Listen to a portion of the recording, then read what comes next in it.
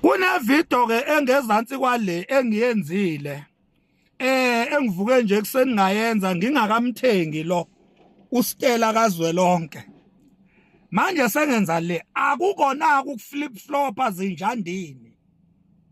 Reader icontext kule video lengezansi kwale bengi addressa enye indaba laphana benginikhumbuza ukuthi sisuka phi nalobukhosi njengoba sila namhlanje la ngizwakala khona nginitshela zinja ngithi mina enganginikhombisa indlela angaze mina ngimbukaze angaze ngimjikele mina uZonda Magwala ngizwakala ngisho lawo magama ngithi nganginikhombisa indlela nginitshela ukuthi nansi indlela nina nabhayiza nina nalo njahana nami nalonilwa nami benginikhumbuza ukuthi sisuka lapho silala sikhona manje sila bengakasithengi iStella lalela uNdlunkulu uMdolomba ubhede kakhulu isile indlula mithi yamakhosi iright laphana akukho nje okuronge alikho icala laphana alikho nje uqinisile vele uMdlokombane wayethi pe one way without actions qinisile lapho yini isizwe sake sayakhela uMdlokombane siphi nje isikole uphi umhlaba iphi clinic noma isibhedlela for 50 years ehlele esihlalweni uphi umgwaqo obizwa ngaye liphi ground elibizwa ngaye iphi park ebizwa ngaye ekuthiwa waba nesandla ekwakheni yona qinisile indlula mithi vele uMdlokombane wayipepereza kuphela without any impact and action qinisile indlula mithi lapha wena Ndlunkulu uMdolomba ubhede ngempela lapha yana bekumele ubize ifamily meeting uaddress inkinga obhekene nazo hayi ukuthi udalula amahlazo esilo masidlile udalule ezweni lonke ukuthi amahlazo omyeni wakho awabuka umhlaba wonke ubhede kakhulu wena Ndlunkulu uMdolomba uyakha kanjani indlu wena ungabonisananga nendoda yakho wakhe indlu emagcekeni amakhosi ungazange ubonisane nendoda yakho okuyisilo esihlele esihlalweni indlula mithi yamakhosi ukwenza kanjani lokho njengoba sithi silo wena wakha indlu size sabikelwa zinduna ukuthi wena khona indlu oyakhayo uyakha kanjani indlu wena emzini wamadoda ungakhulumanga nendoda bhedile Ndlunkulu uMdolomba uyishutha kanjani indoda yakho ubonisa indoda yakho i-weak point yayo ekumele ngabe wena uhlala phezukwayo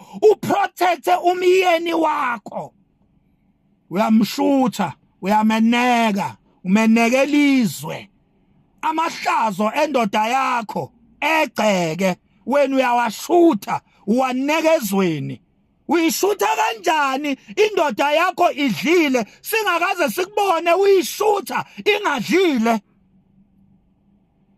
asikaze sibone ivideo yakho wena ushutha ingonyama ushutha ilokuze indlula mithi ijabulele nje ingadletshwala ikhululekele nje ikujabulisa asikaze sikubone untazisa lawo mavideo wena Ndlunkulu uMdolomba uphethile ngempela futhi awuyena noNdlunkulu uMdolomba nje wena ngalendlela isile sikubiza ngayo uyapheda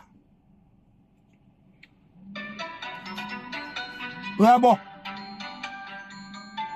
ithi indlula mithi ibona ngamavideo usemagroundini wena uyobuka ama-Kaizer Chiefs ungazange uyitshele indlula mithi okuyindoda yakho ukuthi wena ucela ukuphuma uye emagroundini uphuma kanjani uye emagroundini ungayitshelanga indoda yakho umkhwenyana wakho abone ngamavideo nje unobani emagroundini wena Mdolomba unobani emagroundini Mdolomba uyahlupha uyayihlupha indlula mithi wena Mdolomba wena nkosikazi wendlula mithi oyisidakwa uyamhlupha wena undlula mithi wenze ngathi yona yodwa indlula mithi ephuzayo kanti unawe uyisidakwa wena Mdolomba uyisidakwa wena wena Mdolomba wena oshuthe indlulamithi uyisidakwa wena siyakwazi ukuthi uyaphuza uyishutha kanjani indlulamithi idlile ungazishuthi wena mawudlile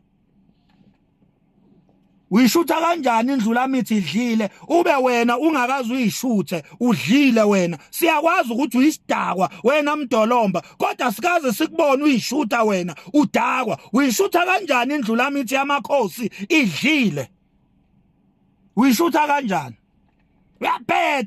uyapeta Mdolomba uyapeta ya awufanele nje wena ulo ohlonishwa ubizwa ngoNdlunkulu ubizwa ngani ngoba umsangano wathi uqala nje wathi ushada nje wena wawushutha emathaveni wena Mdolomba wathi ushada nje ngakho kodwa uyi brand new wife yendlulamithi wawushuthele emathaveli wena Mdolomba ujive upetuka laphana usantula imdidi lapha emathaveli yandazi ivideo yakho sayibona bekushuthile namhlanje wena usushutha indlulamithi kwaba buhlungu beshuthe wena awuzange uyijabulele lo video kodwa wena the same pain ongazange wena uyi-enjoye usuyenza kuyindlulamithi awubizanga ngani family meeting awubizanga ngani family meeting Mdolomba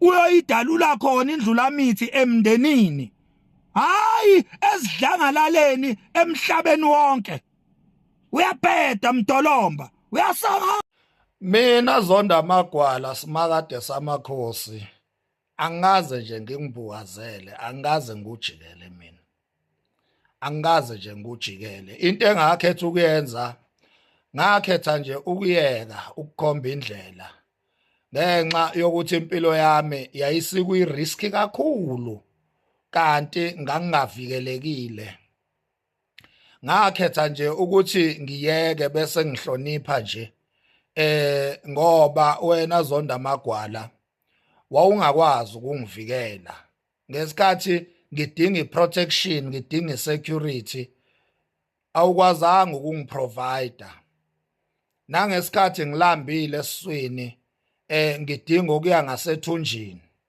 awukwazanga ukungiprovide ngaphoqeleka ukuthi ngiqhubeke nokusebenza umlungu kodwa impilo yami ikwi risk ngithungathwa ngifunwa ngapha nangapha abantu bengifuna ngama AK47 abantu befuna ukungibulala besho ngisho ukusho bephuma inqina bengithungatha South Africa yonke baze babuya ko Cape Town bengithungatha ngisho ko Limpopo baze bayobuya eZimbabwe bengithungatha izingane zami zayekhala ubumaye umfazi wami wayehlezi nje ekhaliswa ukuthi useyangibona mina ukuthi ngisendleleni ehambayo kodwa ngikaze ngikujikele simakade akaze nje ngikujikele mina Zonda Magwala mina ngawutshela uZulu ukuthi nansi indlela uZulu wakhetha ukulwa nami mina ngayikhomba indlela ayikho inhlobo yezimfihlo engingazange ngiyidalule ukuze uZulu ezobona buyelwe ingqondo kodwa uZulu kunokuthi abone wavele wabona mina njengesitha uZulu wangithungatha umhlaba wonke uZulu efuna ukungibulala engibulalela njalo engibulalela ukuthi ngikhomba indlela nje ngoba yikho into ethene ngangiyenza ngangidalula amahlazo ngapha bese ngikhomba indlela la ingakhona ngangidalula izimfihlo zamanyala ngapha ngiveze ukuthi abukho ubukhosi la ubukhosi nabo ngapha bese ngiyikhomba indlela kunaloko kwenziwa kanjani ngafunwa nkalo zonke ngathungathwa yonke indawo kwathiwa ngiyabulawa kwathiwa ngithunywa uphuthu kwathiwa ngiyanqunywa ngafunwa ngama AK ngafunwa ngama German Mauser ngafunwa ngama bazooka kwandiza ama helicopter ngifunwa ngamabhomu ngifunelwani njalo ngifunelwa nje ukuthi ngidalula amaqiniso ngikhomba indlela angikaze ngikhulume against uZonda Magwala angikaze ngimgxeke uZonda Magwala nangamsukwane sengidecide ukuyeka ukuba vocal in support of uzonda amagwala kodwa ngikaze ngibe yimbuka.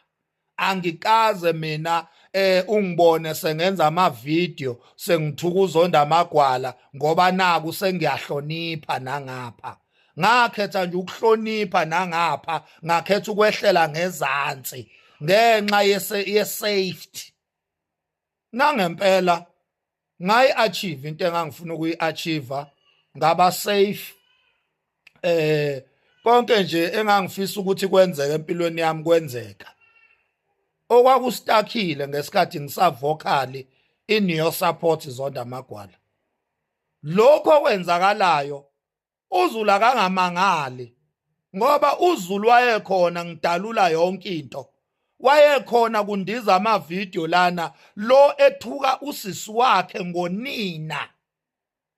Emthuka ngoma wakhe amzalayo uma wakhe ukube nje mina ngizosebenzisa uma wami ukuthuka usisi wami ekhaya emagcekeni obukhosi. Zonke lozo zinto uZulu uyazazi. Namhlanje uZulu uzenza iphukuphuku ugxeka lo muntu oshuthe ivideo. Ubekumele enze njani umuntu oshutha ivideo mangabe sekhathele kuliwa naye waya bekumele azafe. Bekumele azafe lo sisi lo oshutha ivideo. Uma ngabe sekhathele kudala ehlukunyezwa kumele azafe. Nilo nithi ushuthelani inkosi kumele azafe yini lo sisi lo lengane yabantu le kumele izife na ngoba naku akufanele ishuthwe inkosi kumele izife yini ingane yabantu ingakuvezi ubuhlungu ephila ngaphansi kwabo. Kumele ingane yabantu ingaveza ubuhlungu esikhathele yibo ngoba naku kuzothiwa benziwa inkosi yenu. Ningazosidakelwa nini. Ngazosidakelwa nini. Ngazodlala nje ngalwasisi. Lwasisi naye uzelwe uyingane yomuntu naye uwumuntu uyayideserve irespect kanye nokuphila. Ngeke umuntu azafe kulokuthiwa hayi inkosi kumele kuhlalwe phezulu kwezinto. Kuhlalwa kanjani phezulu kwezinto ezihlukumeza abantu? Kuhlalwa kanjani phezulu kwamanyala ahlukumeza abanye abantu? Hayi Zulu ayingeke Zulu. Cha, sizoqhubeka-ke sihloniphe singomakhanya ngoba phela sanquma ukuthi sizohlonipha. Kodwa sithi thina asikaze siba amaxoki, asikaze futhi siba amambuka. Selo sayikhomba indlela, asikaze sijike. Ukuthi nje sakhetha ukuyeka. Kodwa ukujika asikaze sijike. Sakhetha nje ukuhlala phansi, siyeke. Ngoba sase sibulawa. Bengithi anginikhumbuze nje lokho okuncane Zulu ukuthi khumbulani ukuthi sisukaphi. Njengamanje zimbili kuphela izinto ezisalele uShembe lo hlele esihlalweni uNyazi. uShembe kumele athathe inkomo ezithi mo ahambe ayeNdlunkulu lapha eMashobeni ayothela amanzi esilweni. Unyazi lwezulu kumele lithathe inkomo liyothela amanzi esilweni liyoshweleza laphana unyazi lwezulu liyoshweleza laphana luxolise ekutheni kulobu bulima lobu obubonwe isilo. Bhongile ngonyama manje libhongile ibhubesi. Sithi silo uShembe uyisilima. Manje uShembe into kumele ayenze kumele athathe inkomo ahamba yoxolisa esilweni ekutheni abe isilima ngoba ngempela yini enye uShembe kumele ayenze kahle yena ubelani isilima phambi kwesilo. Sesibuza ke nje uShembe yena kahle ubelani isilima phambi kwesilo phambi kwangangezwe lakhe. uShembe kumele athathe inkomo ayoxolisa esilweni ngokuba isilima. Ile into uShembe ekumele ayenze mayehlulwa yilonto kumele athuthe emhlabeni wesilo ngoba isilo asisifuni isilima emhlabeni waso. So uShembe ke zimbili izinto ekumele a decide kuzo. Either uthathe inkomo uyoshweleza kuyisilo ngokuba isilima phambi kwesilo, noma uyathutha emhlabeni wesilo. Kumele athuze lapho uShembe, ngoba awukwazi ukuba isilima phambi kwesilo.